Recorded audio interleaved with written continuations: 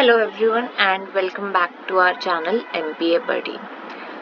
आज हम लोग वापस से अपना एमपीए 11 जो हम इग्नू का पढ़ रहे थे यूनिट 1, हमने उसका फर्स्ट पार्ट कवर कर लिया था कि स्टेट क्या होती है, कोई कॉन्क्रीट डेफिनेशन नहीं है, ग्लोबलाइजेशन आया तो क्या नेचर चेंज हो रहा है, सब कुछ।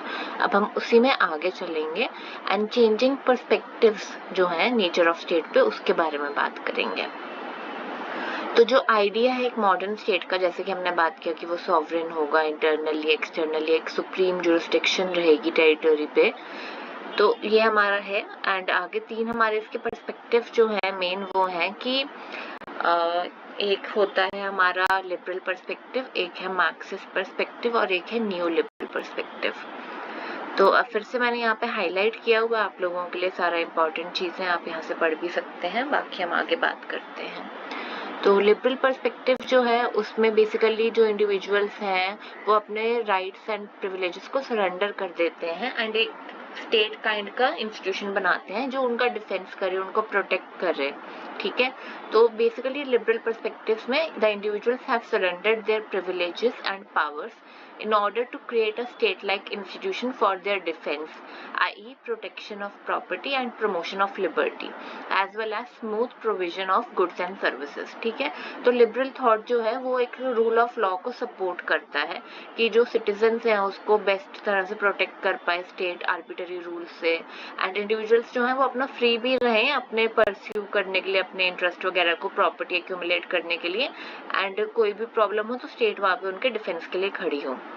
इसके मेन जो फिलोसोफर्स हैं वो है John Locke, David Hume, Adam Smith and James mill and Jeremy Bentham. ठीक है, इन्होंने एक्सेप्ट किया कि भाई डेमोक्रेसी काफी इंपॉर्टेंट है एंड अच्छी रहती है इंडिविजुअल लिबर्टी प्रोटेक्ट करने के लिए। अब लिबरल्स ने सबसे पहले बिलीव किया था कि राइट टू वोट होना चाहिए एंड होल्ड ऑफिस का भी होना चाहिए, पर इन्होंने फिर भी कुछ रिस्ट्रिक्शन रखी थी कि भाई जिनके पास प्रॉपर्टी है कुछ सर्टेन अमाउंट की उन्हीं के पास हो। ठीक है, बट जो 19th सेंचुरी के लिबरल्स आए, जॉन स्टुअर्ट मिल वगैरह, उन्होंने कहा नहीं भाई, राइट टू वोट वगैरह की इक्वालिटी होनी चाहिए, फ्रीडम होना चाहिए, डेमोक्रेसी होनी चाहिए, उसमें आप ऐसे रिस्ट्रिक्शन नहीं लगा सकते कि जिसके पास इतना अमाउंट ऑफ प्रॉपर्टी है वो ही करे। तो वहां पर भी आप देख सकते हैं कि लिबरल पर्सपेक्टिव में भी अपने आप में चीजें चेंज हुई हैं। अब न्यू क्लासिकल लिबरल्स जो हैं वो है मैक्स वेबर वगैरह, वो भी एडवोकेट कर रहे हैं एक ड्रास्टिक रिडक्शन के लिए कि स्टेट का रोल थोड़ा और मिनिमाइज करो और फ्री मार्केट को जो है बढ़ावा दिया जाए। ठीक है, अब हम सोशल कॉन्ट्रैक्ट थ्योरी पे आ रहे हैं इसी के अंदर, यहाँ पे मैंने साइड पे लिखा है, आप देख पा रहे होंगे।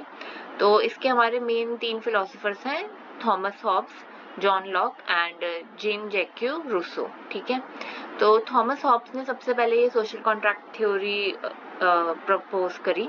उन्होंने कहा कि जो नेचर है पब्लिक पावर का वो एक परमानेंट उसमें सॉवरेन होना चाहिए, राइटफुल अथॉरिटी होनी चाहिए उसके पास। उन्होंने बोला जो ह्यूमन रिलेशनशिप्स है ना वो म्यूचुअल सस्पिशन के हैं, एक बंदा दूसरे बंदे से कहीं ना कहीं जेलसी रखेगा, कहीं ना कहीं उसको लेके एक अनट्रस्ट रहेगा कि अच्छा ये दूसरा बंदा जो है इसके पास ज्यादा पावर है, ज्यादा प्रॉपर्टी है, कहीं ये मेरे को दबाए ना, तो एक सस्पिशन रहता है, एक जेलसी रहती है, हॉस्टिलिटी रहती है। उन्होंने ये बोला कि ह्यूमन रिलेशनशिप्स में ये सब नेचुरल है, तो इसीलिए इंडिविजुअल्स ने अपना इकट्ठे आके पावर को सरेंडर कर दिया through a contract, very important, through a contract to a third party जो उनको बचाए। ठीक है, पावर सरेंडर कर दिया और एक क्रिएट किया monist state kind of government in a way कि सारे पावर हम आपको सरेंडर कर रहे हैं, आप ये जो भी हमारे बीच में कॉन्फ्लिक्ट्स होंगे उनको आप रिजॉल्व करिएगा। ठीक है, अब जॉन लॉक की बात करें तो इन्होंने बोला कि भाई जो स्टेट ऑफ नेचर है वो एक परफेक्ट होता है, फ्रीडम होता है, उसमें इक्वालिटी होता है। इन्होंने ये नहीं बोला कि भाई डिस्प्यूट नहीं होते, इन्होंने कहा हाँ डिस्प्यूट हो सकते हैं, थोड़ा होता है, बट ये नहीं कि पूरा का पूरा पावर हम सरेंडर करते हैं। जितना थॉमस हॉब्स बोल रहे हैं कि बहुत ज्यादा ही जेलसी और सब होता है, उतना नहीं होता, थोड़ा बहुत हाँ ठीक है हो सकता है थोड़ा बहुत डिस्प्यूट।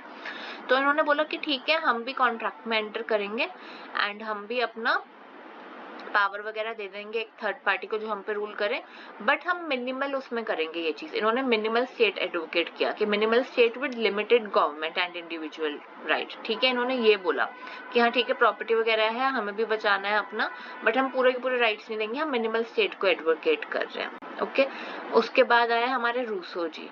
तो इन्होंने बोला भाई सेल्फ प्रिजर्वेशन और कंपनसेशन सबसे ज्यादा इंपॉर्टेंट है, ह्यूमन बींग्स तो भाई बहुत ही ज्यादा लड़ाई झगड़ा करते हैं, एनार्की का ही स्टेट रहता है, स्टेट ऑफ वॉर रहता है हमेशा। इन्होंने ये बोला कि स्टेट ऑफ वॉर नेचुरल वो है हमारा, कि इनइक्वालिटी इतनी ज्यादा है तो एनार्की और स्टेट ऑफ वॉर ही रहता है। तो उस एनार्की से बचने के लिए, उस स्टेट ऑफ वॉर से बाहर आने के लिए उन्होंने बोला हाँ सोशल कॉन्ट्रैक्ट में एंटर करना जरूरी है। ठीक है, इन्होंने ये बोला। तो ये 3 हमारे फिलोसोफर हो गए जिन्होंने सोशल कॉन्ट्रैक्ट थ्योरी की बात की। अब जो हमारे जेरेमी बेंथम जी हैं, इन्होंने बोला कि भाई greatest happiness for greatest number of people होना चाहिए। यूटिलिटेरियनिज्म भी कहते हैं इसको हम लोग, कि स्टेट जो है वो एक लीगल एंटिटी है जो इंडिविजुअल को प्रोटेक्ट करे और वो इंश्योर करे कि हैप्पीनेस रहे। लिबर्टी ठीक है इंपॉर्टेंट है, बट हैप्पीनेस बहुत इंपॉर्टेंट है। ग्रेटेस्ट नंबर का satisfaction, greatest happiness for greatest number of people, utilitarianism इसका वर्ड है, इसको याद कर लीजिए। अब अगर हम हेगल की बात करें, हेगल का क्या व्यू था, उन्होंने बोला कि स्टेट जो है वो यूनिवर्सल एल्ट्रुइज्म को रिप्रेजेंट करती है। यहाँ पे कोई भी कोअर्जन का एलिमेंट नहीं होना चाहिए। ये कह रहे हैं स्टेट अपने आप में एक एंड है, ठीक है, is an and in itself, कोई मीन्स नहीं है कुछ अचीव करने के, एक एंड है अपने आप में।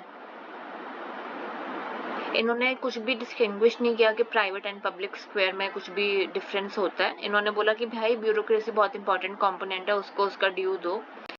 अब एडम स्मिथ हमारे बहुत ही एक पक्के लिबरल, स्टॉन्च लिबरल आए। उन्होंने बोला कि यार लेज़र फेयर लाओ तुम, ठीक है, स्टेट को मिनिमल रखो, ह्यूमन बींग्स अपना इंडिविजुअल लिबर्टी एंजॉय करें, लेज़र फेयर लाओ कि स्टेट जो है वो पर्टिनेंट फंक्शंस जो है डिफेंस का, protection from injustice, public work का काम करना, ये सब करे, बट कन्फाइंड भी रहे हर चीज में। ये नहीं कि हर चीज में ही स्टेट घुस रही है, नहीं, मार्केट फोर्सेस को प्रिवेल करने दो। लेसेस फेयर थ्योरी इन्होंने दी एडम स्मिथ ने, तो ये बहुत इंपॉर्टेंट है। उसके बाद हम आएंगे मार्क्सिस्ट पर्सपेक्टिव पे। तो कार्ल मार्क्स की बात कर रहे हैं हम, ये भी बहुत इंपॉर्टेंट है, आगे भी हम इस पे और डेप्थ में पढ़ेंगे आगे आने वाले यूनिट्स में, बट यहाँ पे भी आप अच्छे से समझिए। तो इन्होंने बोला कि जो गवर्नमेंट है वो एक एग्जीक्यूटिव कमेटी है रूलिंग क्लास की, वो हमेशा रूलिंग क्लास जो है इकोनॉमिक इंटरेस्ट उन्हीं का सर्व करती है, ठीक है। तो state acts in the interest of the ruling class only. It is the function of state to reconcile the differences of interest with in ruling class so as to maintain its power and capitalist mode of production। तो state हमेशा ruling class के ही favour में रहती है, exploitation करती है working class का, and try करती है कि जो रूलिंग क्लास है, कैपिटलिस्ट का है, उनके बीच में कोई भी डिफरेंस आए तो उनको सॉर्ट आउट कराए ताकि उनकी अथॉरिटी बनी रहे। इन्होंने बोला कि डेमोक्रेसी तभी एस्टैब्लिश होएगी जब भी हम डिस्ट्रक्शन करें सोशल क्लास का जो हमें डिवाइड करती है, एंड अल्टीमेटली स्टेट को ही अबॉलिश कर दे, स्टेट ही खत्म हो जाए। ये मार्क्स का पर्सपेक्टिव है। तो मार्क्स ने बोला state is basically a parasite institution, ठीक है, पैरासाइट इंस्टीट्यूशन, ये इंपॉर्टेंट है, इसको आप याद करिएगा, को जिसका कोई एसेंशियल रोल नहीं है सच इकोनॉमी में, वो बस रूलिंग क्लास को ही सर्व करे जा रही है। So the state and bureaucracy are class instruments that emerged to coordinate a divided society in the interest of the ruling class। वही बात है। अब हम न्यूलिबरल पर्सपेक्टिव पे आते हैं। तो ये भी एक बहुत इंपॉर्टेंट पर्सपेक्टिव है स्टेट के बारे में। इसको हम न्यू राइट और न्यू लिबरल पर्सपेक्टिव मतलब सेम बात है। अगर आ जाए न्यू राइट थ्योरी बताइए या न्यू लिबरल पर्सपेक्टिव बताइए तो सेम है, कंफ्यूज मत होइएगा, ठीक है। ये एडवोकेट कर रहा है रिट्रीट ऑफ स्टेट के लिए, ये भी प्रो मार्केट है, मिनिमल स्टेट की बात करता है, और कहीं ना कहीं पब्लिक चॉइस अप्रोच पे ये बेस्ड है, ठीक है, जो इंटर्न प्रिंसिपल एजेंट थ्योरी पे बेस्ड है और ट्रांजैक्शन कॉस्ट एनालिसिस पे बेस्ड है। अब पब्लिक चॉइस पर्सपेक्टिव क्या है, हम बात कर रहे हैं कि भाई ये पब्लिक चॉइस पर्सपेक्टिव पे बेस्ड है, तो वो क्या है, तो उसको समझते हैं थोड़ा। Public choice perspective of state holds that state can do no right.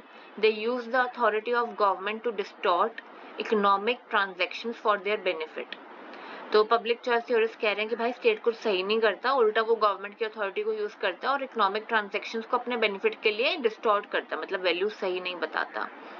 Public choice theorist बोलते हैं all distortions are due to the government interventions. State is an optimising agency but it optimises the interest of special groups only, ये बोल रहे हैं ये लोग। तो public choice theorist and में बोल रहे हैं कि भाई हम रिकमेंड करेंगे minimising the role of state, setting limit to the discretionary power of politicians, reducing public monopolies and curtailing the function of government agencies, ठीक है। तो जो ideology है of neoliberalism in which liberalism is reduced to market economies suggests that states are simply passive vehicles in globalizing world economy, whose momentum they are powerless to stop and control. The best state can do is to get out of the way. ठीक है. So the neoliberal perspective could be considered the most prominent one in the contemporary scenario of globalization. Globalisation के हिसाब से बात करें तो भाई सबसे इम्पोर्टेंट हमारा न्यूलिबरल पर्सपेक्टिव ही है. अब हम इस पे आते हैं, bringing the state back in the contemporary debate. तो इसमें हमारे 3 शिफ्ट्स में हम बात कर रहे हैं. एक है मार्क 1, एक है मार्क 2 और एक है मार्क 3. अब मार्क 1 का जो हमारा शिफ्ट है, पैराडिगम है, उसको हम लो स्टेट भी बोलते हैं. ये 1860s से 1930s में था. इसमें लिबरल पर्सपेक्टिव था हमारा. मार्क 2 का जो पैराडिगम आता है हमारा, उसको हम हाई स्टेट बोलते हैं. ये 1930s से 1970s में चला.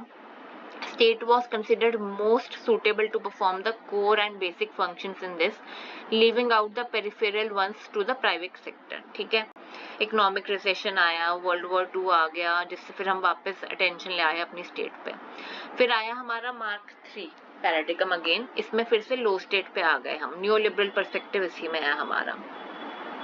अब मार्क 3 को वही हम ग्लोबलाइजेशन के हिसाब से, बैकड्रॉप के हिसाब से देख रहे हैं, क्योंकि न्यू लिबरल हमारा अभी ये सबसे ज्यादा प्रोमिनेंट है ग्लोबलाइजेशन में. तो अब क्या हम बोलेंगे कि मार्क 4 नहीं आ रहा कोई, अब लो स्टेट ही रहेगा क्या? अब हम ये बात कर रहे हैं. बट नहीं, ये सच नहीं है. अगर हम रिसेंट जो भी डेवलपमेंट्स हो रही है उनको देखें तो वो बोला जाएगा नहीं भाई ऐसा कुछ नहीं कि मार्क 4 नहीं आ रहा, लो स्टेट ही रहेगा. उल्टा इसका कॉन्ट्रास्ट हो रहा है. स्टेट उल्टा और ज्यादा पावरफुल बन गया है पहले के मुकाबले. जो हमने पहले भी बात करी थी लास्ट टाइम कि क्या ग्लोबलाइजेशन के आने से स्टेट का पावर बहुत ज्यादा कर्टेल हो गया. वो सॉवरेन उतनी अथॉरिटी नहीं रही. इंटरनेशनल उसमें भी सब कुछ हमें देखना है एंड उनके हिसाब से भी डिसीजंस लेने हैं. नहीं, उल्टा हमारी इंटरनेशनल कम्युनिटी और ज्यादा फॉस्टर हो रही है, एक हार्मनी आ रही है. हम रियलाइज कर रहे हैं कि भाई कुछ इश्यूज हैं जो नेशनल बाउंड्रीज को ट्रांसेंड करते हैं. जैसे टेररिज्म का इशू है, ये सिर्फ इंडिया पाकिस्तान का नहीं है, सिर्फ बांग्लादेश में नहीं हो रहा, यूएस में भी हो रहा है, रशिया में भी होता है. तो हम डिसाइड कर रहे हैं कि हम समझ रहे हैं कि भाई कुछ इश्यूज ऐसे हैं जिसमें हमें ग्लोबल पूरी कम्युनिटी का साथ चाहिए, इंटरनेशनल कॉपरेशन चाहिए. तो ऐसा कुछ नहीं है कि स्टेट अब पावरफुल नहीं रहा, उल्टा और पावरफुल हो रहा है. ट्रीटीज साइन हो रही है इंटरनेशनल लेवल पे एंड हम एक दूसरे की मदद कर रहे हैं. इनोवेशन एक दूसरे से शेयर कर रहे हैं, मेडिसिन शेयर कर रहे हैं. तो हम इम्प्रूव ही कर रहे हैं चीजें. डेविड ईस्टन ने बात की है कि रिटर्न ऑफ स्टेट के बारे में. इन्होंने अपना थ्योरी दिया है कि भाई एक कोहेरेंट थ्योरी होगा पॉलिटिक्स के अराउंड स्टेट का. एक कंजर्वेटिव यर्निंग है, हमें स्टेबिलिटी चाहिए जो स्टेट ही प्रोवाइड कर पाता है. एक रीडिस्कवरी ऑफ स्टेट हो रहा है अभी, जैसे मार्केट अपना बिहेवियर करेक्ट कर रही है उस हिसाब से. और स्टेट एक कन्वीनियंट टूल है कहीं ना कहीं. जो पब्लिक पॉलिसी के स्टूडेंट्स हैं, हम लोग हैं सारे, आप लोग पढ़ रहे हैं, IAS की प्रिपरेशन कर रहे हैं, आपको भी समझने के लिए ये इंपॉर्टेंट है केस स्टडी के, उसमें भी एनालिसिस करने के लिए भी. जो सैमुअल हंटिंगटन है, इन्होंने स्टेट का वर्ड यूज नहीं किया, but he is the one we need to give credit to for the debate of bringing the state back in. ठीक है. He described how the actions and characteristics of the array of public institutions in the country, meaning state, made a vast difference for society. इन्होंने कहीं ना कहीं attention वापस लाया कि भाई जो भी स्टेट परफॉर्म करता है फंक्शंस, वो कहीं ना कहीं बहुत इंपॉर्टेंट है और कहीं ना कहीं पूरी सोसाइटी पे बहुत डीप इम्पैक्ट करते हैं. अब बी गाय पीटर्स जो हैं, उन्होंने राइटली ऑब्जर्व किया that public sector is difficult to control and even more difficult to roll back. As the state is rolled back in some ways, it almost inevitably must roll forward in others. Government is a big business and continues to grow. In the developing countries, government must function as a principal source of capital accumulation for future economic growth. So अब B गाय Peters ने बोला कि भाई public sector बहुत difficult है control करने के लिए और बहुत ही ज्यादा मुश्किल है कि आप उसको बोल दो कि रोल बैक हो जाए, वो अपना कोई काम ना करे. अगर स्टेट कुछ चीजों में पीछे हटेगी तो वो कुछ और चीजों में आगे जरूर आएगी. गवर्नमेंट एक बहुत बड़ा बिजनेस की तरह आप उसको लीजिए जो कॉन्टिन्यूसली ग्रो कर रहा है. और स्पेशली डेवलपिंग कंट्रीज में तो बहुत ज्यादा जरूरत है गवर्नमेंट को एक प्रोएक्टिव रोल प्ले करने की, कि वो अपना जो है सोर्स, अपने कैपिटल एक्यूमुलेशन कर पाए, ग्रोथ कर पाए, अपनी इकोनॉमी को स्ट्रॉन्ग कर पाए. ठीक है, इन्होंने ये बात करी.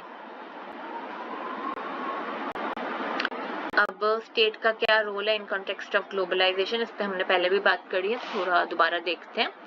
Globalisation has been changing the rules of the game for nation states. Yes, हमें पता है काफी चीजें चेंज हो गई हैं अब। नेगेटिव्स क्या है ग्लोबलाइजेशन के, ये तो मोस्टली क्रिटिक्स इसी पे बात करते हैं कि भाई कोई न्यू वर्ल्ड बैक ऑर्डर आ रहा है क्या, सुपरनेशनल सॉवरेनिटी आ गई है क्या, डेमोक्रेसी खत्म हो गई है अब, ये सब तो हमें पता ही है, क्रिटिक्स पूरा टाइम यही सब बोलते हैं। पर इसके पॉजिटिव्स भी तो हैं जो हम ओवरलुक नहीं कर सकते। Globalization has shrunk spaces by forging new connections through information technology revolution. The international bodies have brought to light the much sidelined issues of human rights. Human rights बहुत prominent हो गए अब, yes. Gender issues बहुत prominent हो गए. Sustainable development पे बहुत focus है अब हमारा फोकस है कि जो भी poor weaker sections of society हैं उनको हम कैसे सेम लेवल पे ला पाए, उनको हम कैसे ग्रो करवा पाए। तो ये सब ग्लोबलाइजेशन की वजह से हो रहा है कहीं ना कहीं। कंक्लूजन क्या है हमारा पूरा यूनिट 1 का MPA 11 की, कि state is a difficult concept to define. What is needed is a correct mix of state markets and non-state actors. The state would now have to analyze the ramifications of globalization. जो globalization आ रहा है उसका हमें देखना है कहीं ना कहीं कि भाई क्या ramifications है, positives कितने हैं, negatives कितने हैं, कैसे हम उसको balance करें. The state has to build the necessary physical infrastructure, legal framework and governance processes that are favorable to the foreign capital and technology influx. हम अपने दरवाजे बंद करके नहीं रख सकते कि ग्लोबलाइजेशन आ रहा है हम ओपन नहीं कर रहे, हम नहीं आने देंगे, नहीं, हमें उस हिसाब से अपना इंफ्रास्ट्रक्चर डेवलप करना है, अपनी लॉज को चेंज करना है कि ग्लोबलाइजेशन के साथ हम आगे बढ़ पाए, कदम से कदम मिला के हम आगे बढ़े, हमारी इकोनॉमी भी ग्रो करे, हमारे लोग भी ग्रो करें. तो ये हमारा यूनिट 1 कंप्लीट होता है. आई होप आप लोगों को अच्छा लगा है तो प्लीज कमेंट करिए, लाइक करिए, सब्सक्राइब करिए हमें, and please follow us for more. हम आगे भी इसको कंटिन्यू करेंगे जिससे आपके इग्नू के एग्जाम्स में और आपका जो भी यूपीएससी प्रिपरेशंस हैं उसमें बहुत हेल्प होगा. और अदरवाइज भी अगर आपको मास्टर ऑफ पब्लिक एडमिनिस्ट्रेशन में इंटरेस्ट है तो आपके लिए ये अच्छा है जानना, ये चीजें आपके बेसिक्स बहुत अच्छे से क्लियर करवाएंगे हम. So please share our channel, like it, comment, subscribe for more, press the bell icon please. I hope आपको पसंद आया. MPA Buddy signing off.